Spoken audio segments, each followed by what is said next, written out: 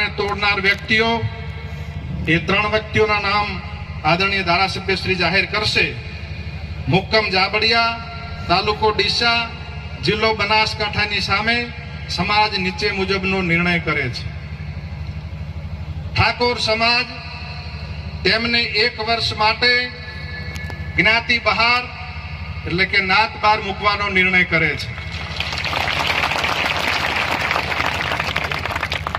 1 વર્ષ પછી સમાજના બંધારણ દિવસની ઉજવણી વખતે જાબડિયા ગામના ઠાકોર સમાજની ગ્રામ સમિતિ તેમને સમાજમાં પરત લેવાની વિનંતી કરે તો તે અભિપ્રાય ડીસા ઠાકોર સમાજ તાલુકા સમિતિના ધ્યાન ઉપર મૂકીને ગુણ દોષના આધારે સમીક્ષા કરીને નિર્ણય કરવામાં આવશે.